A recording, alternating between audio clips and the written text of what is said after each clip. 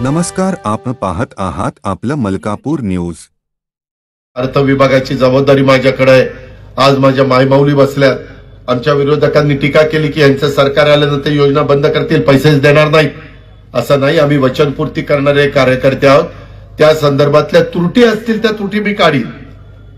त्यामध्ये खरंच ज्या गरजू महिलेला पाहिजे होतं, जी खुरपणीला जाते, जी धुणं भांडी करते, जी झाडू पोतना करते, जी त्या ठिकाणी अतिशय गरीब कुटुंबातली आहे की तिला 1,500ची किंमत माहितीये, जी इन्कम टॅक्स भरत असेल, जी त्या ठिकाणी मोठ्या प्रमाणावर 65,000 रुपये पगार घेत असेल, त्या महिलांच्या करता 1,500 रुपये नाहीत।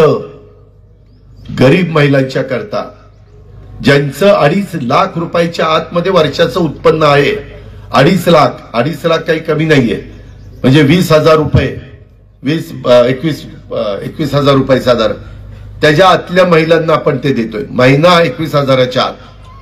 काही काहींनी मधल्या काळामध्ये आम्ही पण म्हणलं नको आता कुठं त्याच्यामध्ये बघत बसायचं, वेळ जाईल।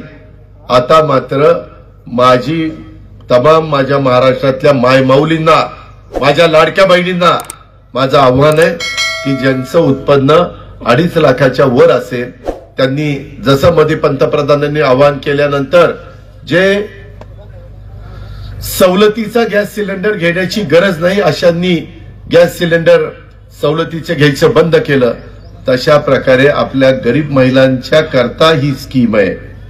माझ्या ज्यांना खऱ्या अर्थाने 1,500 रुपये महिन्याची गरज आहे तिच्याकरता स्कीम आहे, आणि त्यांना कुठल्याही परिस्थितीत महिन्याच्या महिन्याला पैसे दिल्याशिवाय आम्ही गप्प बसणार नाही, शांत बसणार नाही। आता थोडंसं या निवडणुकीचा निकाल लागल्यानंतर आम्ही घाईगडबडीत होतो, परंतु परवाच 3,700 कोटी रुपयाचा चेक मी महिला बाल विकास खात्याला दिलेला आहे, आणि आता काहींच्या अकाउंटला पैसे यायला लागले असतील, किंवा 26 तारखेपासून माझ्या लाडक्या बहिणींनो, माझ्या मायमाऊलींनो, तुमच्या अकाउंटला पैसे येतील।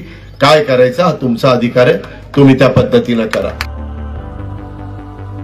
सबस्क्राइब आणि बेल आयकॉनला प्रेस करायला विसरू नका। पाहत रहा आपलं मलकापूर न्यूज।